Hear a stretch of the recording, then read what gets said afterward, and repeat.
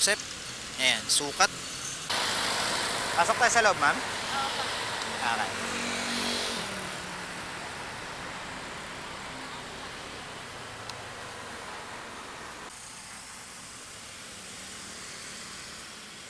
Dapat na. Kunin na natin to. Mga step sukat, 50. Tanggapin natin. Accept natin. Your destination is on the right. O sige, kunin natin to. Accept. Accept natin.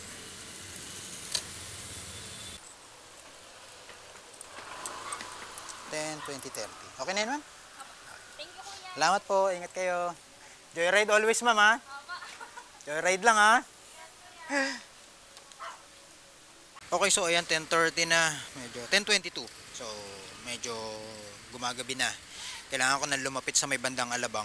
So ayan, pinasukan tayo ng booking, kaya lang papalayo na sa akin. Hindi ko na siya pwedeng kunin kasi lalayo na akong masyado. Ang hinahanap ko ng booking ngayon papalapit sa akin. So Alabang, ganyan. Mga apat na booking, Gurame, 50. So malapit lang kasi yung pick up kaya kinuha ko. Uy, kinancel.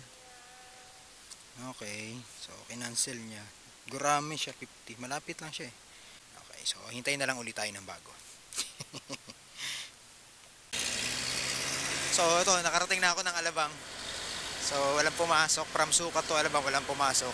Kaabang tayo dito ng booking. Kasi meron dito last time. Ganitong oras 11 hanggang 12. Uwihan kasi nung ibang mga call center agent. So minsan merong booking na pabalik ng Muntinlupa or San Pedro. Mga ganyan. Tunasan, tatsagain ko yan, maghihintay tayo. Kasi 11 pa lang naman. So pag alas 12 na at wala pa rin, talagang malas lang for today. Pero okay lang ngayon. Ganun talaga. Part-time eh. Ganun talaga pag part-time. Kailangan mong tanggapin nyo. Pero minsan naman nakakachamba ng maganda. Nakakabingwit ng maayos na booking. Tiwala lang, meron yan. Maghanap tayo rito ng bookings.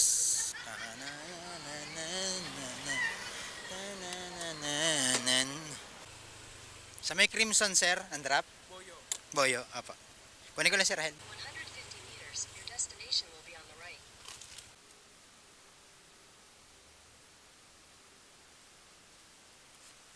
Thank you. Okay, pang ilang booking natin yun? Pang-4. Gurame. So, nandito na ulit ako sa may North Gate. Hintayin na tayo ng panlimang booking. Sana yung panlima, pabalik na ng San Pedro. Or kahit Tunasan, Putatan, Cuyab, pabalik doon para pauwi na tayo. So, 11:30 pa lang naman. Meron pa tayong 30 minutes. So, ayan. Pagdating ng 12 at wala pa rin, siguro hanggang 12:30. Kasi magkano pa lang yung kita natin. Computin nga natin. Ito, 50. So, 50. Ito yung 84, nagbigay ng 100. So, 150. Plus, Gurame ulit, 50, 200. Nagbigay ng 220. So, meron tayong 420. Okay, 420. Ma-minus natin yun 20%. May na tayo sa maths. Calculate natin. 420 times 20. Mali. Yan. Times, minus 84 pesos pa yung 420. So, 420 minus 84. Minus 84. So, meron na tayo yung 336. Yung gas natin, check natin yung gas natin.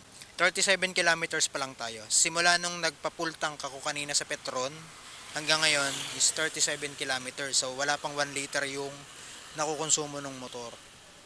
Kasi ang average neto is 45 kilometers per liter.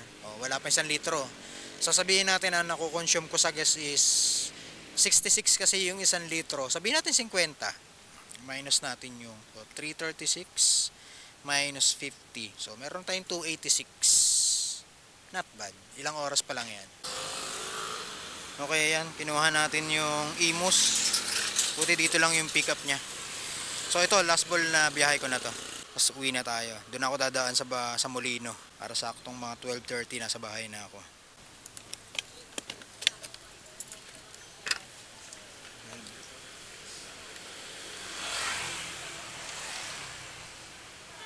Kasya kaya dito. Yan. Sige, okay lang.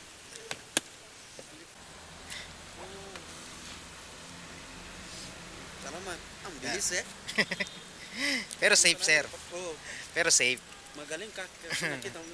Always. Maingat ka talaga. Yeah, maingat. Pag na-crossing mga intersection. Yeah. Always slow down. Slow down.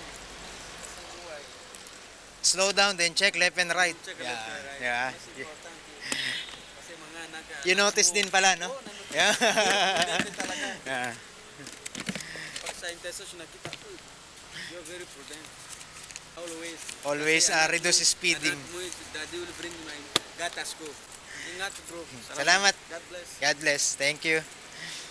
So sana may pumasok. So dito pa uwi.